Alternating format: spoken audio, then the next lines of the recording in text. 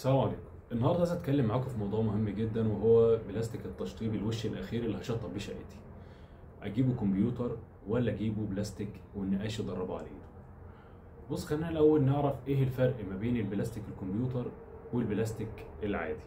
ولو جبت بلاستيك كمبيوتر في تريكايه كده مهمه لازم تعرفها وانت بتختار اللون، هقولها لك في اخر الفيديو. اول حاجه البلاستيك الكمبيوتر. البلاستيك الكمبيوتر اسمه بلاستيك بيزك. بيزك يعني اساس تلوين، مش اساس ان احنا ناسس عليه. اساس تلوين ده بيختلف عن عن البلاستيك العادي في انه بيكون فيه نسبة شفافية شوية، بحيث ان المركزات بتنزل عليه فبيديك نفس الدرجة. ده اول حاجة، ان هو بيفرق ان هو بلاستيك شفاف. لو جبت اي بستلة كمبيوتر هتلاقي مكتوب عليها من تحت كده: لا يعتبر هذا المنتج تام حتى يتم تلوينه. يبقى المنتج ده هو متخصص اساسا علشان يطلع لك نفس الدرجة المطلوبة. فحضرتك لو عايز نفس الدرجة، لو انا عايز بريز مثلا، عايز البريز بالظبط زي جوتن ما منزلاه، هتضطر تروح جوتن. ما ينفعش نجيب بلاستيك عادي او النقاش يضربه على ايده ونضغط عليه عشان نجيب الدرجة اللي هو هيقرب من الدرجة، لانه بيفرق في المركزات اللي بتنزل عليه. وكمان البلاستيك نفسه، لان ده اسمه بيزك زي ما اتفقنا، اللي في السوق بلاستيك ابيض مش اساس، مش شفاف خالص ينفع نشطب بيه. دي بالنسبه لحته التلوين.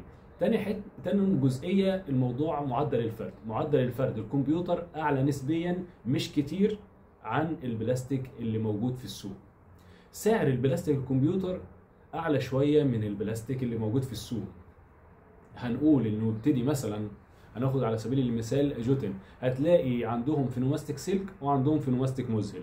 مذهل طبعا اسم على مسمى، مذهل بلاستيك ممتاز جدا. هنلاقي السلك فارق مثلا عن البلاستيك اللي في السوق حوالي 700 800 جنيه. مذهل ممكن يكون 1300 1500 تقريبا يعني. يبقى حته السعر دي برضو جزئيه مهمه. البلاستيك الكمبيوتر طبعا بيتغسل زيه زي اي بلاستيك كمبيوتر، او زي اي بلاستيك برضه موجود في السوق، الاثنين بيتغسلوا. تمام. طب ايه اللي ممكن يميز الكمبيوتر كمان عن البلاستيك العادي او المتدرب يدوي؟ جزئيه ان اللون نفسه. مثلا احنا بنشطب والبلاستيك نقص مننا، لسه الصاله مثلا لسه في ريسبشن في اوضه ما اتشطبتش، فانا محتاج مثلا جالون. لو انا جايب بلاستيك يدوي ومدربه يدوي هتبقى دي ازمه شويه، علشان خاطر ان انا اطلع نفس الدرجه دي الموضوع بيبقى صعب. هنفضل نحاول ونيجي يمين ونيجي شمال، هنقرب منها برضه، لان هو مش ايد النقاش مش ميزان يعني، هو بيجتهد. لكن لو انا جبت كمبيوتر لا، الموضوع يختلف. انا هاخد بنفس الرقم بنفس نوع البلاستيك، هجيب عايز كيلو، عايز جالون، عايز بستله، هروح اجيب الكميه المطلوبه بمنتهى السهوله. تمام. يبقى البلاستيك، اهم حاجه بتميز البلاستيك في الكمبيوتر معدل الفرد بتاعه، فكره اللون والدرجه المطلوبه. وفي جزئيه مهمه جدا، الملمس بتاع البلاستيك نفسه. الملمس البلاستيك الكمبيوتر ناعم، حتى جوتن هتلاقي يقول لك بلاستيك سلك ناعم حريري. البلاستيك برضو ملمسه سعره اعلى شويه، معدل فرده اعلى شويه، ملمسه ناعم شويه، بتاخد الدرجه المطلوبه بالظبط. طيب لو انا خلاص البادجت بتاعي مش اعلى حاجه، تمام، واتضغطت شويه ومحتاج ان انا خلاص انا هجيب بلاستيك يدوي، برضو ما الموضوع مش ازمه. احنا هنجيب بلاستيك يدوي وبيتلون عادي، مفيش اي مشكله. احنا بس هنتغاضى عن شويه حاجات اللي احنا قلناها. يعني الملمس بتاعه ده ممكن يتحل في ان النقاش بس بيخف الوش الاخير شويه بيسيحه، فبيكون يعني نوعا ما شويه. اللون مش هنبقى متشددين جدا، يعني مش هنجيب كارتيلة اللون مثلا من جوتن ونقول للنقاش طلع لي زيها. احنا هنقرب من اللون على قد ما نقدر. سعره هيبقى فارق زي ما اتفقنا في البدايه. يعني هنقول ان اعلى باستيلا في السوق دلوقتي ما بين 1550 اللمعه الكامله و1600. هننزل شويه نص لمعه هتلاقي تقريبا 1450، الربع لمعه حوالي 1350. في حين ان اي باستيلا كمبيوتر في الغالب هتلاقيها داخله في 2100 2200.